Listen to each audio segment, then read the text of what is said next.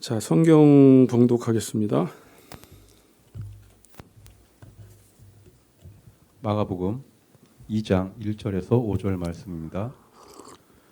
수일 후에 예수께서 다시 가버나움에 들어가시니 집에 계시다는 소문이 들린지라 많은 사람이 모여서 문 앞까지도 들어설 자리가 없게 되었는데 예수께서 그들에게 도를 말씀하시더니 사람들이 한 중풍병자를 4사람에게 메워가지고 예수께로 올세 무리들 때문에 데려갈 수 없으므로 그 계신 곳에 지붕을 뜯어 구멍을 내고 중풍병자가 누운 상을 달아내리니 예수께서 그들의 믿음을 보시고 중풍병자에게 이르시되 작은 자야 내 죄 사함을 받았느니라 하시니. 아멘. 네, 감사합니다. 오늘 설교 제목은 예수님께 데려갈 수 없을 때라는 제목으로 좀 말씀을 나누겠습니다. 같이 인사합시다. 우리 믿음으로 나아갑시다. 네, 믿음으로 나아갑시다. 네, 우리가 서로가 서로에게 좀 힘이 되었으면 좋겠고 또 봄 되면 더 졸릴 텐데 여러분들 눈 크게 뜨고 제가 이렇게 봤다가 혹시 조는 분들은 제가 바로 지적은 안 하지만 끝나고 벌금을 10,000원씩 걷어서 간식을 먹도록 하겠습니다. 제가 여기다가 바로 이름을 적을 테니까 조심하십시오. 네. 자, 성경에서 이 가난하다라는 단어가 3개가 있는데 첫째는 엔데스라는 단어인데 이건 딱 사도행전 4장 34절에 딱 한 번 나오는 단어예요. 그러니까 실제적으로 물질적으로 가난하다라는 의미고요. 두 번째는 페네스라는 단어인데 자신의 재산으로는 살 수 없어서 손수 일하여 벌어먹고 사는 사람을 가리킵니다. 그리고 세 번째는 신약성경에 가장 많이 쓰이는 단어인데 푸토코스라는 단어입니다. 팔복에서 우리가 팔복을 다룰 때 심령이 가난한 자는 복이 있나니 천국에 그들의 것임이요 라고 할 때 여기서 가난이라는 것입니다. 이 푸토코스라는 단어는 이 거지 나사로 할 때 이 거지가 이 푸토코스입니다. 이 거지가 어떤 거지냐면 이 뜻이 남의 도움이 없이는 살아갈 수 없는 사람, 그러니까 절대적으로 가난한 사람입니다. 그러니까 자신의 결핍으로 인하여 고통을 당하는 사람, 남의 도움이 없이는 하루도 살아갈 수 없는 사람을 가리켜 푸토코스라고 이야기하고 예수님은 이렇게 심령이 푸토코스한 사람이 복이 있다. 하나님의 도움이 없이는 살아갈 수 없어서 하나님의 의에 주리고 목마르며 하나님 앞에 나아가는 사람이 복이 있다고 말씀하신 것입니다. 그리고 이 단어가 누가복음 4장 18절에 주의 성령이 내게 임하셨으니 이는 가난한 자에게 복음을 전하게 하시려고 내게 기름을 부으시고 나를 보내사 포로된 자에게 자유를 눈먼 자에게 다시 보게 함을 전파하며 눌린 자를 자유롭게 라고 하는 이 구절에서 가난한 자에게 복음을 전한다라고 할 때 이것도 푸토코스예요. 그러니까 예수님이 이 땅에 오신 이유가 뭐예요? 이 푸토코스, 가난한 자에게 복음을 전하러 오셨다라는 거예요. 그러니까 여러분들이 이거는 그냥 물질적으로 가난한 사람들에게만 복음을 전한다라는 말이 아니라 이 세상에 있는 모든 사람들은 다 가난하다는 말입니다. 그 말이 뭐예요? 누군가의 도움이 없이는 우리는 살 수 없는 사람이라는 거예요. 다시 말하면 하나님의 도우심이 없이는 살아갈 수 없는 게 우리라는 것입니다. 우리가 좋아하는 찬양이 있죠. 은혜 없이는 살아갈 수가 없다. 이 말이 뭐예요? 하나님이 나에게 은혜를 주셔야지만이 내가 살아갈 수 있다라는 말입니다. 그러니까 여러분 인간은요. 하나님이 주시는 것만으로 내가 내 생명을 유지하며 살아갈 수 있다는 거예요. 그러니까 내가 열심히 수고하고 노력하고 내 힘으로 어떤 결과를 만들어내도 그게 나를 살려낼 것 같고 나에게 만족과 행복을 줄 것 같은데 이상하게 그것이 나에게 행복과 만족을 주지 못하고 내가 영생, 살지 못한다라는 것입니다. 그러니까 여러분 인간의 상태가 지금 어떠하냐면 인간은 하나님이 A를 주셔야지만 살 수가 있는데 그러니까 이 A라는 것은 하나님으로부터만 받아야지만이 인간이 살 수가 있는데 인간 스스로는 죽었다 깨어나도 이 A라는 결과를 만들어낼 수가 없다라는 말이에요. 그래서 인간은 은혜 아니면 살아갈 수가 없는 것입니다. 그래서 성경은 이렇게 죄 가운데 있는 사람들의 상태를 그러면 하나님을 찾아야 되는데 하나님을 찾지 못하는 사람들의 상태가 죄 가운데 있는 사람들의 상태인데 여러분들이 공간복음서를 읽다 보면 이런 사람들을 소경, 나병 환자, 중풍병 환자, 안진뱅이, 귀신 들린 자, 말 못하는 자로 표현하고 있는 것입니다. 그러니까 예수님이 이 땅에 오셨을 때 하나님이 주셔야 되는 그 양식으로만 살아갈 수 있는 사람들이 하나님을 알지도 못하고 하나님을 찾지도 않으니까 그 사람들이 지금 어떻게 살아가겠어요? 온전하지 못한 상태 속에서 살아가는 것입니다. 그 온전하지 못하다라는 것을 이렇게 귀신 들렸다, 수경이다, 안진뱅이다라고 표현을 한 거예요. 자, 그런데 예수님이 이 땅에 오셔서 처음 하신 게 뭐라고 했죠? 하나님 나라의 복음을 전하신 거예요. 그러니까 A라는 것을 인간에게 딱 전할 때 이게 인간에게 필요한 양식이기 때문에 여기 계신 분들이 그 복음을 들었을 때 어떤 현상이 일어나냐면 귀신이 떠나가는 거예요. 안진뱅이가 일어나는 거예요. 병이 고침받는 거예요. 그러니까 어떤 분들은 여기에 되게 집중하는 분들이 계신데 그냥 하나님 나라의 복음이 전해져서 여기 이 가운데 하나님의 나라가 임하면 하나님의 나라가 임했다라는 것이 가시적으로 나타나는 증거로 귀신이 떠나가고 병든 자가 고침받고 죽었던 자가 살아나고 인간이 온전히 회복되는 현상이 일어난다라는 차원에서 이러한 병고침의 현상이 일어나는 거예요. 그래서 마태복음 4장 23절에 보면 예수님이 이 땅에 오셔서 한 사역이 무엇이죠? 가르치고 전파하고 치유하는 사역을 하신 거예요. 그래서 마태복음 순서가 4장, 5장, 6장, 7장이 산상설교 하나님의 말씀을 가르치고요. 8장부터 바로 고치는 사역이 나오고요. 바로 12장부터 제자들을 세워서 또다시 하나님 나라의 복음을 전하게 하셨는데 그 제자들에게 이 권세를 주었기 때문에 제자들이 가는 곳마다 야고보와 요한이 성전에 올라가다가 안진뱅이가 있을 때 내게 있는 것으로 내게 주노니 나사렛 예수 그리스도의 이름으로 일어나 걸으라고 할 때 그들 안에 어떤 권능이 있었던 것이 아니라 예수 그리스도의 이름 안에 권세와 권능이 있으니까 그 안진뱅이가 앉았다 벌떡 일어나서 뛰는 거예요. 사도행전에 이런 일들이 일반적으로 일어났습니다. 그리고 지금도 하나님 나라의 복음이 증거되어질 때 여러분 스스로도 이길 수 없는 어떤 죄의 유혹과 사탄의 묶임 속에서 내가 스스로는 풀 수 없는데 노임받는 놀라운 현상이 일어나게 되는 것입니다.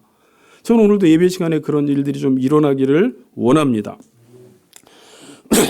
그러니까 당연히 예수님이 이렇게 하나님 나라의 복음을 전할 때 모든 병든 자가 고침받으니까 사람들이 예수님을 환호하며 따를 수밖에 없었던 거예요. 그래서 오늘 본문도 예수님이 오셔서 이런 수많은 병자들을 고친다는 소문을 사람들이 다 들었던 것입니다. 그래서 얼마나 많은 사람들이 예수님께 몰려왔는지 예수님께서 가버나움에서 어떤 집에서 말씀을 전하신다라는 소문이 며칠 전부터 났는지는 모르겠지만 오늘 본문에 나와 있지 않은데 누가복음 본문의 같은 내용을 보면 서기관, 바리새인, 율법 교사들 그 당시에 유력자들이 이 말씀을 듣고 싶어서 유대와 예루살렘으로부터 가버나움까지 다 올라온 거예요. 그래서 이 집이 저는 얼마나 했는지는 모르겠지만 꽤 큰 집이었던 것 같습니다. 거기에 사람들이 가득 차서 거기서 예수님이 지금 말씀을 전하시는 배경 속에서 오늘 본문이 기록되어 있습니다. 3절 보세요. 사람들이 한 중풍병자를 네 사람에게 메워가지고 예수께로 올세. 이때 사람들이 한 중풍병자를 네 사람에게 메워가지고 예수님께로 옵니다. 누구를 메고 왔다고요? 중풍병자. 저도 뭐 중풍병을 안 걸려봤고 요즘 이 시대에 중풍병, 풍 걸렸다고 하죠. 풍 걸린 사람들이 그렇게 많이 보진 못했는데 이 중풍병은 뇌혈관이 막히거나 뇌혈관이 터져서 일어나는 증상인데 그럼 어떤 증상이 오냐면 이 혀가 마비가 되거나 이 팔다리가 마비가 되거나 온몸이 마비가 되는 증상들이 나타나게 됩니다. 그럼 말도 못하고요. 움직일 수가 없습니다.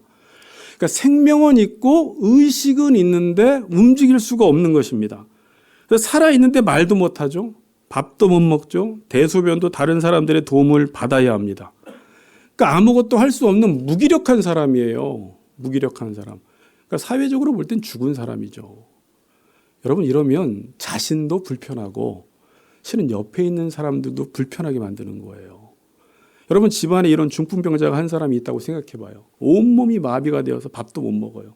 식물인간 같아요. 대소변도 다 받아내야 돼요. 이런 사람들 가족도 처음에는 여러분 돌보지만 이 병이 오래되면 효자도 없다고 하잖아요.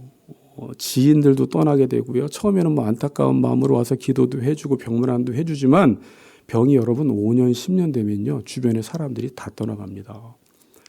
가족들도 외면하게 돼요. 지금 그런 상황 가운데 중풍병자가 있는 것입니다.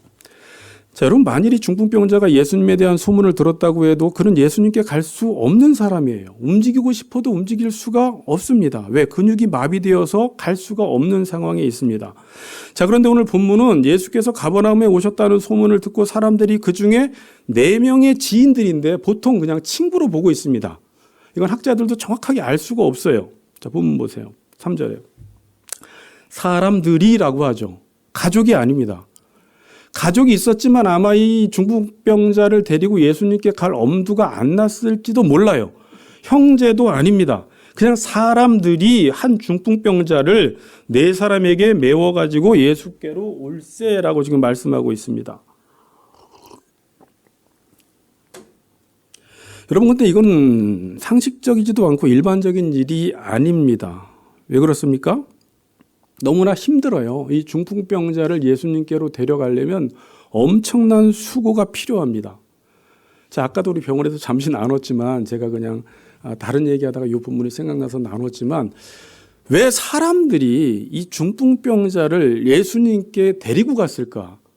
가족들도 데려가지 않고 지인들도 데려가지 않는데 그리고 데려가려면 엄청난 수고를 해야 하는데 왜 데려갔을까 생각해 보면 이 중풍병자가 건강했을 때 그래도 참 인생을 잘 살았던 것 같아요.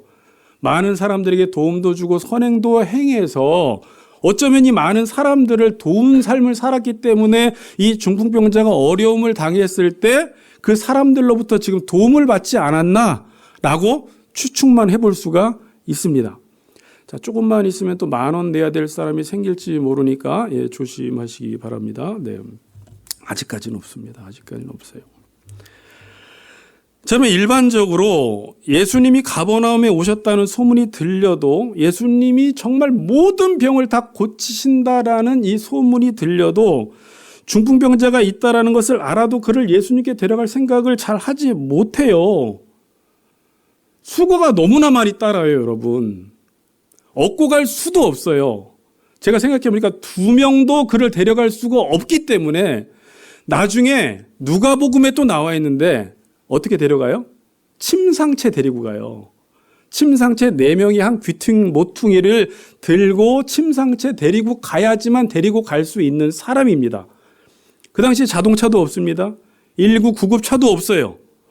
그래서 누군가 엄두도 내지 못했는데 그 지인들이, 친구라고 해봅시다. 그 친구들이 그 침상체 데리고 예수님께로 지금 나아가는 것입니다. 자, 2절을 보세요.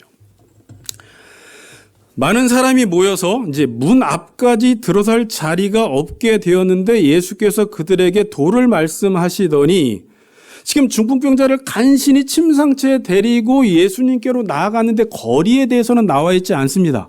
어쨌든 어느 정도 걸어서 예수님께 갔습니다. 근데 어때요? 지금 상황이 많은 사람이 모여서 문 앞까지도 들어설 자리가 없다. 옛날에 개역성경에서는 용신할 수 없게 되었다라고 나와 있는데 이 뜻이 빈틈없이 사람들로 꽉 찼다라는 거예요. 움직이지 못할 정도로 지금 사람들이 너무나 많은 것입니다. 자, 그럼 여러분 들어갈 수가 있어요, 없어요? 이렇게 됐을 때는요, 혼자라도 잘 못 들어가요. 비집고. 근데 더군다나 침상체에 사람들이 그렇게 많고 발 디딜 틈도 없는데 이 중풍병자를 예수님에게로 데리고 간다라는 것은 이 지금 저자가 하고 싶은 말은 불가능하다라는 걸 이야기하는 거예요. 그래서 4절 보세요. 한마디 더 합니다. 무리들 때문에 예수께 뭐라고요? 데려갈 수 없으므로라고 해요. 그러니까 무리들 때문에 예수께 데려갈 수 없습니다. 예수께 가는 길이 막혔다라는 것입니다. 그럼 우리는 보통 이런 상황이면 어떻게 합니까? 최선을 다했어요. 할 만큼 했는데 들어갈 수가 없으면 다음 기회에 그러고 돌아갈 만합니다. 그래도 이 사람들에게 뭐라고 못해요. 정말 수고를 많이 한 것입니다. 여러분 같으면 어떻게 할 것 같아요? 중풍자를 데리고 갔는데 사람이 너무 많아? 들어갈 수가 없어? 더군다나 혼자면 이정민 집사님처럼 뭐 이렇게 올챙이처럼 삐지고 들어가겠지만 침상체에 데리고 들어간다라는 것은 지금 불가능해요. 그럼 지금 말씀 도를 강론하는 게 끝날 때까지 기다리든지 아니면 다음 기회에 집으로 돌아갔다가 다음번에 예수님이 집회하실 때 올 수도 있는 거예요. 충분히 그래도 이 네 사람은 참 중풍병자를 사랑한 거고 수고를 아끼지 않은 것입니다. 중풍병자를 돕고 싶은데 현실적인 어려움이 닥친 것입니다. 중풍병자를 살리고 싶은데 너무나 큰 장애물이 있는 거예요. 제가 한번 생각해 봤어요. 여러분, 우리가 보통 어떤 일을 하다가 장애물이 생길 때 이 장애물을 극복하느냐 못하느냐라는 것은 두 가지가 작용을 하는 것 같아요. 여러분들이 어떤 일을 하다가 그 장애물을 극복하느냐 못하느냐는 두 가지가 작용을 하는데 첫 번째는 여러분들이 가능성을 따져볼 것 같아요. 가능성. 이게 과연 가능성이 있느냐라는 것이죠. 가능성이 있으면 어떻게 해서든지 삐짓고 들어갈 것 같아요. 그렇겠죠. 제가 얼마 전에 TV를 보다 보니까 요즘 불임하는 여성들이 많잖아요. 임신하지 못하는 여성들이 많은데 경주에 가면 어떤 한의원이 있어요. 연예인이 이제 거기를 찾아갔더라고요. 자기 아내가 불임이라. 그래서 많은 사람들이 거기서 한약을 먹고 임신을 하니까 이 사람들이 경주까지 겨울인데 얼마나 많은 사람들이 갔는지 하루 전날부터 와서 텐트 치고 줄을 서서 기다리는 거예요. 그리고 이제 입장을 합니다. 그리고 이제 등록을 하는데 등록하고 나서도 6시간에서 8시간을 기다려야지 약을 탈 수가 있어요. 그런데도 얼마나 아이를 낳고 싶으면 이 사람들이 경주까지 내려가서 하루 전날 텐트를 치고 거기서 줄을 서서 기다리니까 그 연예인이 가서 김밥을 나누어 주면서 수고 많으십니다라고 하면서 하는 내용을 봤는데 이분들이 거기 왜 간 거예요? 100%가 아닐 수 있어요. 한약을 먹는다고 모든 사람들이 다 임신을 하는 것은 아닙니다. 그러나 10%라도 20%라도 임신을 한다면 그 가능성을 보고 그곳에 가는 거예요. 또 예전에 봤던 장면인데 상계동 어디에, 이제 우리가 앞으로 들어갈 상계동 어디에 거기만 가면 로또가 그렇게 당첨이 잘 된다는 곳이 있어요. 끄떡끄떡하는 분이 많다 보니까 다 가봤나 보네요. 저는 하여튼 그런 데가 있으니까 지방에서 사람들이 거기를 다 올라와서 로또를 사는 거예요. 만약에 로또를 사면 100% 당첨이 된다고 하면 사람들은 10일도 아마 거기서 먹고 자고 할 거예요. 부산에서도 올라올 것이고 미국에서도 올 거예요. 가능성 100%만 된다면. 그러니까 여러분들은 어떤 일을 할 때 이게 가능성이 있는지 없는지를 보고 그 일을 한다라는 거예요. 웬만한 장애물은 다 극복을 합니다. 그러니까 경주까지 내려가고 하루 전날 텐트 치고 겨울인데도 기다리고 하는 거죠. 그러니까 장애물을 극복하는 거예요. 그러나 가능성이 없으면 절대 그런 일을 하지 않습니다. 그러니까 가능성만 있으면 웬만한 장애물은 뛰어넘습니다. 가능성이라는 것은요, 사람에게 힘을 주고 인내하게 만듭니다. 근데 가능성이 안 보이면 금방 포기하게 되고 인내하지 못합니다. 자, 두 번째는요. 두 번째가 뭐예요? 어떤 일을 하다가 큰 장애물이 생길 때 극복하느냐 못하느냐라는 것은 두 번째 작용하는 게 뭐냐면 이 일이 내 일이냐 다른 사람의 일이냐라는 거예요. 다시 말하면 내가 그 사람을 사랑하느냐, 내가 하는 일을 사랑하느냐 사랑하지 않느냐에 따라서 이 장애물을 극복하기도 하고 극복하지 못하기도 한다라는 거예요. 저는 쉽게 이야기해서 여러분, 내 자식이 지금 죽을 병에 걸렸어요. 그럼 여러분들이 어떻게 하겠어요?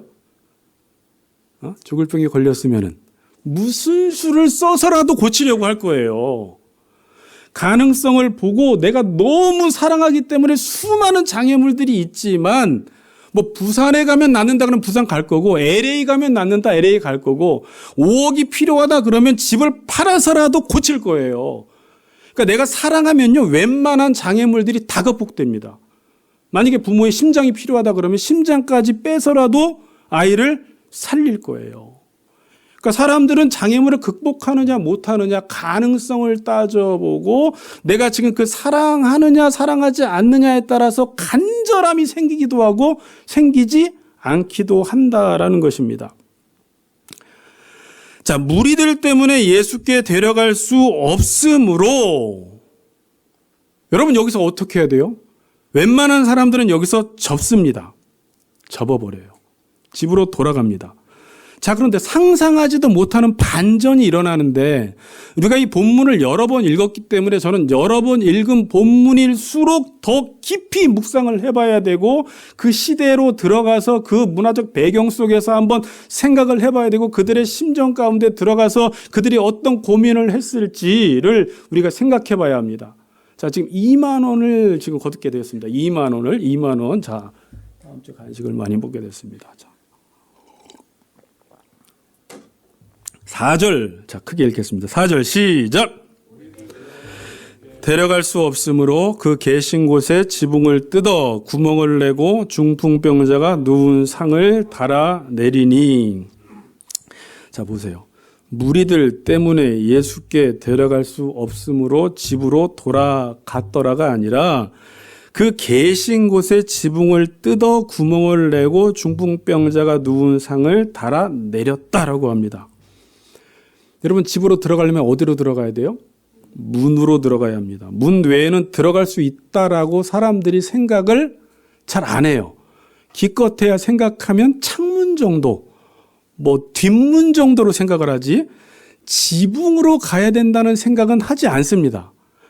여러분, 생각해 보세요. 그 4명 중에 한 명이 야, 우리 지붕으로 올라가자라고 했을 때 주변 사람들의 반응이 어떠했을까요?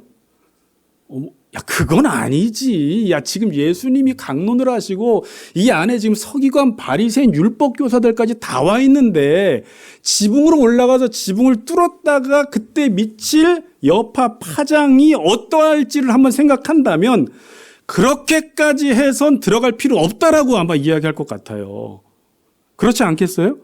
제가 지붕으로 갑시다 그러면 목사님 어제 뭐 드셨어요? 라면 주스님 그러실 수 있어요. 그건 아니에요. 기다리는 건 괜찮고 다음번 집회 때 찾아가는 건 괜찮지만 지붕으로 간다라는 것은 다 반대했을 것 같습니다. 근데 4명이 마음이 맞았어요. 그래서 실제적으로 지금 지붕을 이제 뜯기 시작하는 것입니다. 자, 여러분, 그러면 그 집이 4명 중 한 사람의 집이었으면 괜찮아요. 왜냐하면 배상을 해줘도 조금만 해줘도 되니까 여러분 그걸 다 뜯어봐요. 그리고 상을 내릴 만큼 구멍을 내면 이 배상해 줘야 될 게 얼마나 많습니까? 그럼에도 불구하고 이들은 지금 지붕을 뜯기 시작합니다. 지금 그 안에서 뭐 하고 있다고요? 춤추고 있는 게 아니에요. 예수님이 강론하고 계세요. 말씀을 전하고 계세요. 근데 지금 상상해 보세요. 자, 이만하다고 생각해 보세요. 갑자기 지붕에서 지금 뚝딱뚝딱 소리가 나요. 제가 팔레스타인 지붕을 생각해 봤는데, 찾아봤더니 그때 지붕이 평평하대요. 평평하고 외부로부터 계단이 있어 지붕까지 가는 건 어떻게 올라갈 수가 있어요. 그리고 맨 밑에는 나무, 그 다음에 집, 그 다음에는 진흙을 발랐다고 합니다. 자, 그럼 진흙을 일단 걷어내야 됩니다. 짚을 걷어내야 돼요. 그 다음에 나무를 잘라도 사람 하나 들어갈 만큼 자를 게 아니라 침상을 내려야 되기 때문에 최소 2m, 1m는 최소 잘라내야지 내릴 수가 있는데 지금 내가 예수님이고 지금 수많은 사람들이 이곳에 모여서 강론을 하고 있는데 위에서 뚝딱뚝딱 막 자르는 소리가 나기 시작해봐요. 먼지가 날리기 시작하죠. 사람들이 어떻게 했을까요? 이게 도대체 무슨 일인지. 그리고 그들의 그 따가운 시선을 어떻게 감당할 거예요? 여러분, 예수님이 인자하신 분이 아니라면 아마 그들을 당장 내려오라고 해서 곤장을 치든지 체포했을 거예요. 112에 신고했을 거예요. 이 모든 것들을 여러분들이 한번 더 깊게 상상을 해보세요. 구멍을 냈습니다. 그리고 중풍병자를 내려야 합니다. 일반 환자라면 그냥 뛰어내릴 수도 있습니다. 2m 정도는. 그런데 이 지금 중풍병자는 몸이 마비되었기 때문에 뛰어내릴 수도 없고요. 제가 상상해 볼 때 4군데에서 로프를 잡고 그냥 조용히 내릴 수가 없습니다. 이게 수평이 맞아야 되기 때문에. 하나, 둘. 여기서 예수님이 지금 강론을 하고 계신데 그래서 그 사람을 내린 거예요, 지금. 본문에 짧게 나와 있지만. 자, 4절에서 이런 행동을 했을 때 예수님께서 뭐라고 하셨을까요? 제가 웃긴 말로 곤장을 치라. 저 무리한 자들을 내어 쫓으라. 라고 하실 수도 있겠지만 예수님은 4절에 뭐라고 하셨는지 한번 봅시다. 5절에. 예수께서 뭐라고요?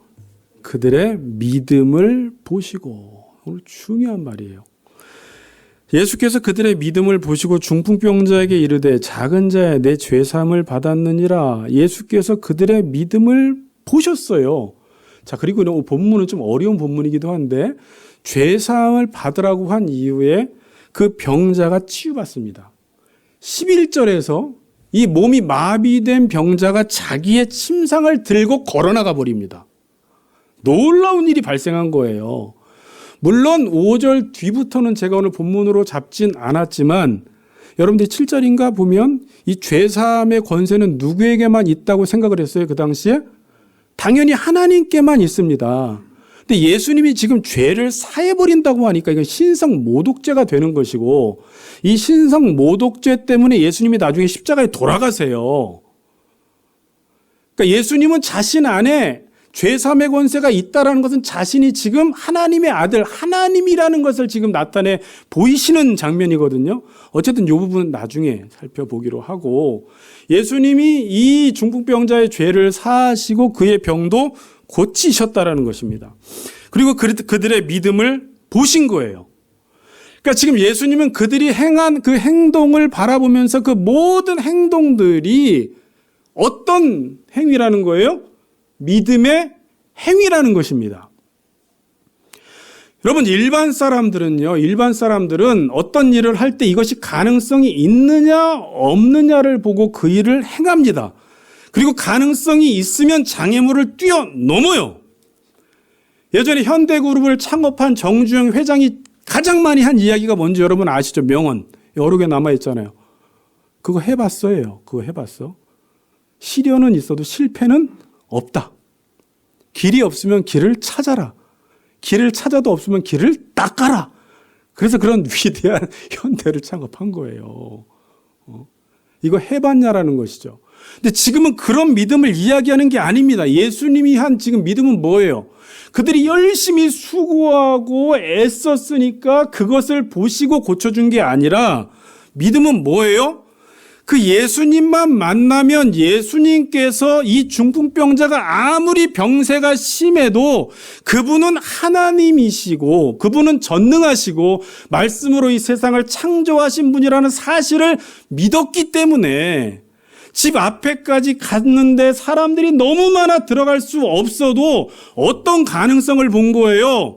지붕을 뚫어서라도 내려서 그 중풍병자가 예수님만 만나기만 하면 고침받는다라는 이 확신이 있었기 때문에 이러한 무례해 보이는 행동, 비상식적인 행동, 변칙적인 행동을 했던 것이에요.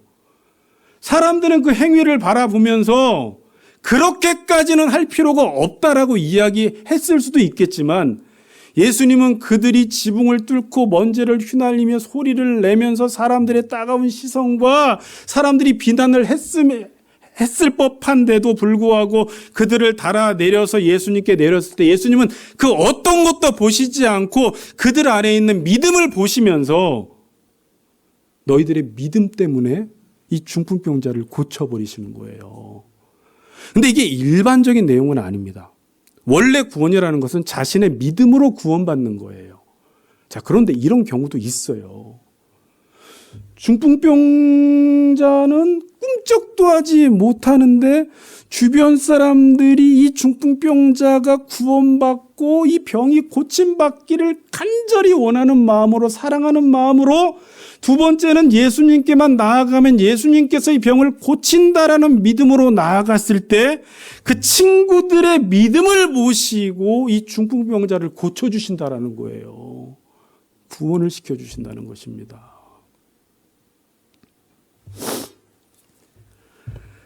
자, 그러면 제가 이 본문을 묵상하면서 반성을 많이 했는데 그래도 더 주님 앞에 나아갈 때 아까 제가 기도했듯이 믿음이 없이는 하나님을 기쁘시게 하지 못하나니 하나님께 나아가는 자는 반드시 하나님이 계신 것과 하나님을 찾는 자들에게 상 주시는 이심을 믿고 나아가라는 거잖아요.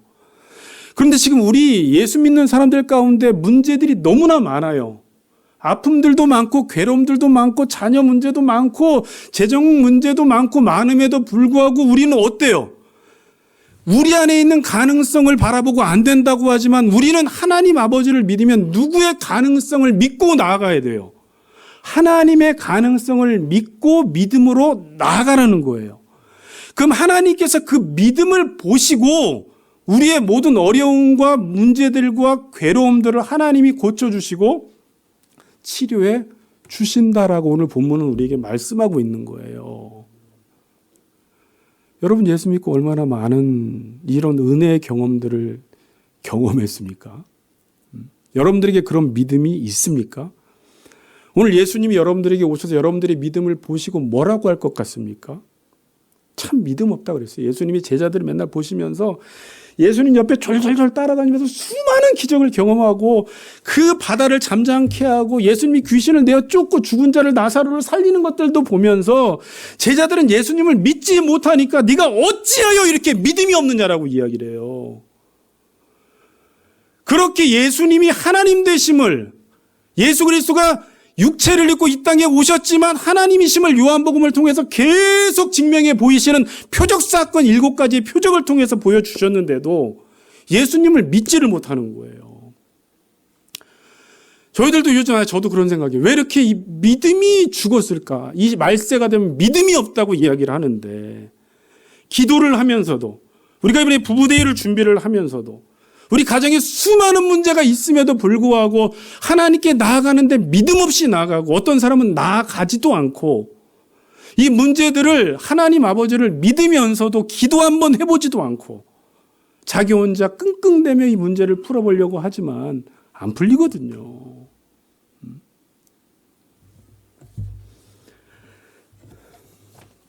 그리고 이 4명의 친구들에게 있었던 건 뭐냐면 믿음도 있었지만 그 중풍병자를 향한 사랑의 마음이 있었어요, 여러분. 여러분, 사랑하면 간절해집니다. 알아요? 부모님들은 다 아시죠? 사랑하면 간절해져요.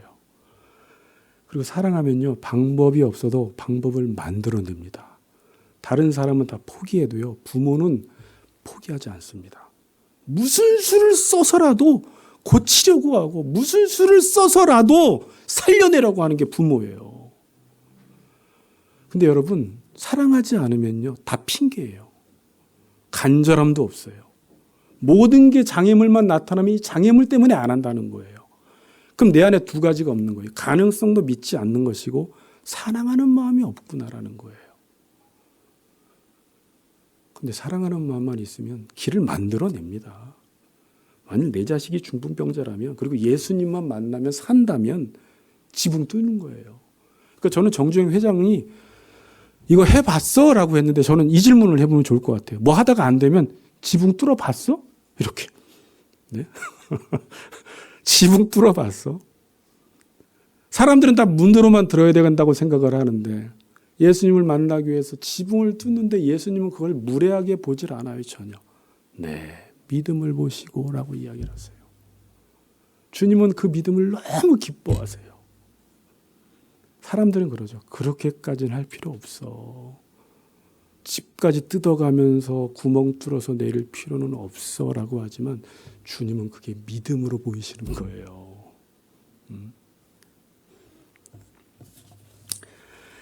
결론을 맺읍시다. 여러분, 이 시대 사람들은 다 가난해요. 푸토코스의 사람들이에요. 이 푸토코스 중요한 말이에요.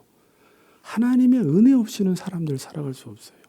하나님의 도우심이 없으면 인생은 살아갈 수가 없어요. 자기가 살아갈 수 있다고 지금 생각하는 사람들은 아직 인생의 쓴맛을 보지 못해서 그렇습니다. 지금 막 돈이 잘 벌리고 있으니까 막 성공하니까 자녀들이 잘 되니까 뭔가 잘 되니까 지금 하나님을 의지하지 않는 것이 반드시 공허한 날이 와요. 제가 남자반에서는 이야기했지만 요즘 철학 강사 중에 한 분이 되게 떠가지고 공허의 시대 충만주의라는 제목을 가지고 철학 강의를 하는데 이 시대 모든 사람들이 다 공허하다라는 거예요. 뭘 해도 공허하다라는 거예요. 그리고 그거에 대한 대안을 이야기해요. 철학 강의를. 그러니까 일반 철학자들도 아무리 돈을 많이 갖고 높은 직위에 가고 모든 일들이 잘 풀려도 인생은 공허하다라는 걸 다 알아요. 그리고 예수님이 말씀하셨죠. 예수님이 이 땅에 오신 목적이 뭐라고요? 가난한 자에게 복음을 전하려고. 푸토코스의 사람들, 하나님 없이는 살아갈 수 없는 사람들에게 복음을 전하러 오셨고, 본다고 보지만 봐야 할 것을 보지 못하는 사람들에게 이 소경을 고치기 위해서, 눌린 자, 포로된 자, 주변에 여러분 자녀들과 주변에 수많은 사람들이 여러분들도 무엇인가에 눌려 있어요. 묶여 있어요. 중독되어 있어요. 여러분의 선악 판단 안에 갇혀 있어요. 그래서 인생을 힘들어하는 사람들을 예수님은 다 풀어주고 싶어 하시는 거예요. 자유를 주기를 원하시는 거예요. 그런 사람들을 고치러 오셔서 하나님 나라의 복음이 증거될 때 귀신이 떠나가고 안진뱅이가 일어나고 중풍병자가 고침받는 놀라운 역사가 일어나는 것입니다. 여러분 어쩌다 이 자리까지 오게 됐습니까? 가만히 보면 내가 나온 게 아니라 주변에 있는 지인들이 나를 사랑해서 나를 위해 눈물로 기도해서 들 것에 들고 이 자리에 나왔기 때문에 여러분들이 살아난 거예요. 이제 여러분들도 어떻게 하셔야 돼요? 들 것 들고 나가야 돼요. 이 시대 사람들 다 무기력합니다. 죄 짓는 것은 다 하지만 하나님의 일, 선한 일은 하나도 하지 못하는 사람들이에요. 다 무엇인가에 묶여 있어요. 무기력해요. 움직일 수가 없는 사람들이에요. 하나님의 일은 못해요. 돈 버는 일은 잘하는데 그런 사람들을 그냥 내버려두면 안 되고 우리가 찾아가서 사랑하는 마음과 긍휼히 여기는 마음을 가지고 그들을 예수님께로 인도할 때 수많은 장애물들이 있지만 지붕을 뚫고 내려가서 예수님 앞에 데려다 놓기만 하면 내가 고치는 게 아니라 누가 고치신다고요? 예수님께서 그들을 치료하실 것입니다. 믿음으로 주 앞에 나아가 승리하는 우리 같이 걷는 교회 성도님들 되시기를 주님의 이름으로 축복합니다. 아멘.